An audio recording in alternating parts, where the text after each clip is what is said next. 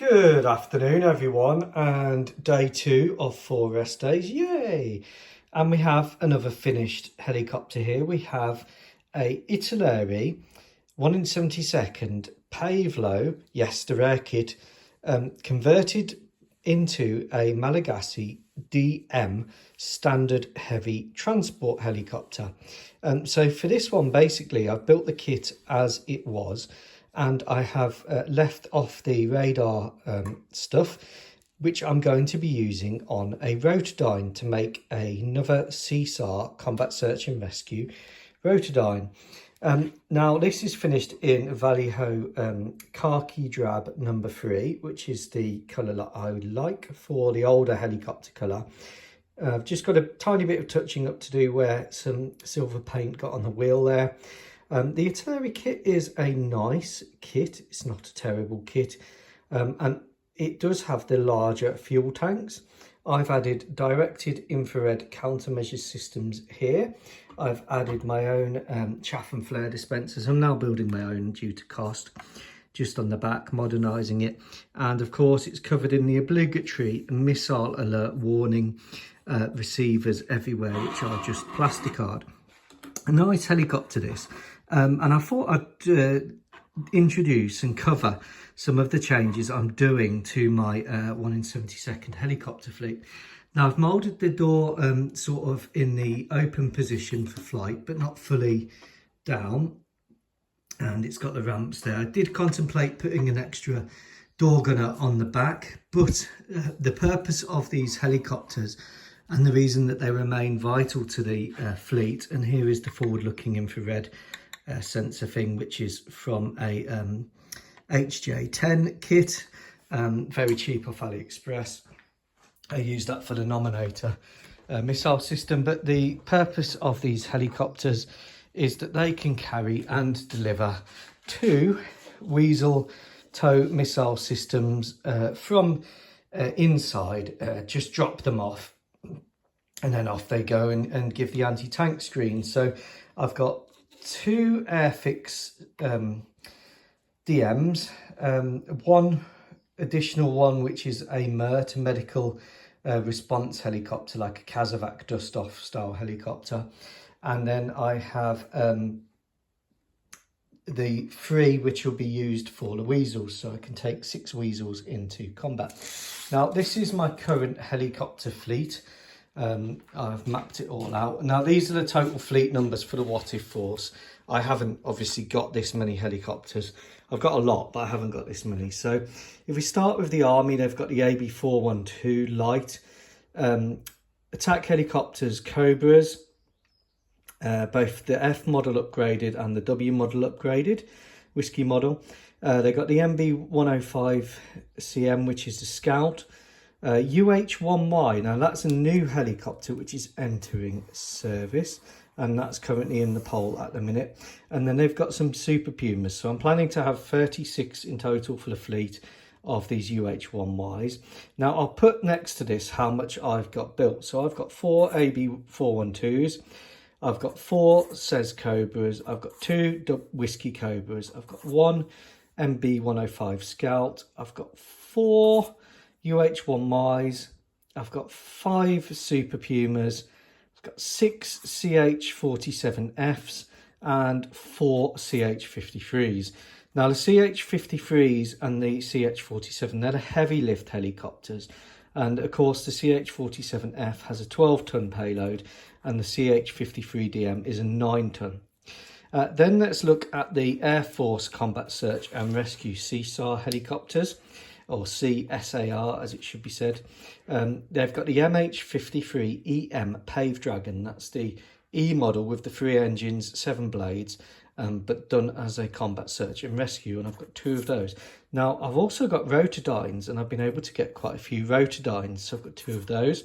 And I'm considering moving the MH-53s over to battlefield support because they give a 15-ton payload, and the poll's open for that.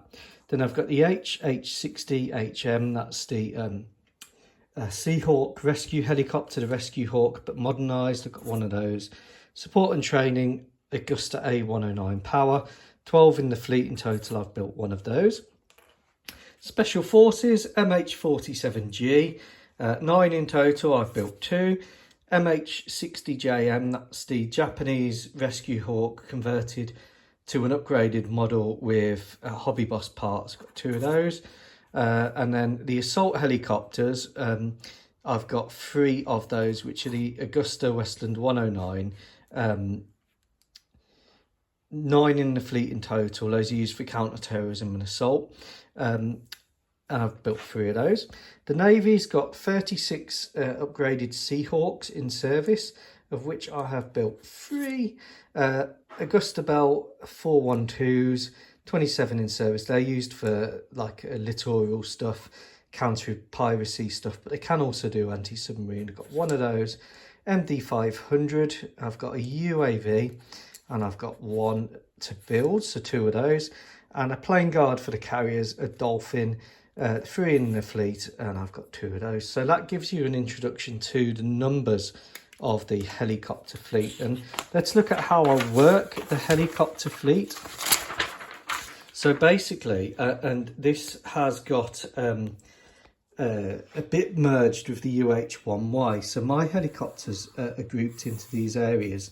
So I've got attack. Now, obviously in attack, you've got the Cobras, and they've got that stitched up, various models of Cobra. Then you've got the light helicopter class. Now, light for me is sort of the MD500 equivalents, the Augusta Westland 109s, which only the Special Forces use, and training. And then you've got the AB412s. So light is going to be able to take 8 people maximum. Some of these take less, like the MD500. Also the Scout, I'll put the Scout in there, the MBB 105. And a maximum payload for these is 2.8 tons. Now, it doesn't apply to the MD500, that applies to the 412s.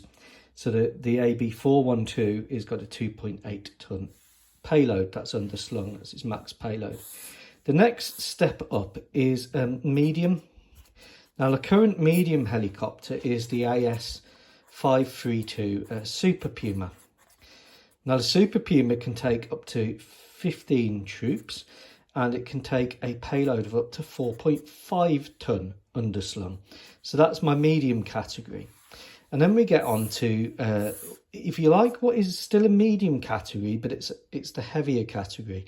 So I'm actually classing this as heavy, and I have the CH-47F, and I have the CH-53DM. Now, these can take upwards, really, a working number of troops of around 30 troops. That's your working number, okay? That's with the kit and equipment. And now these have a 9 to 12 ton payload.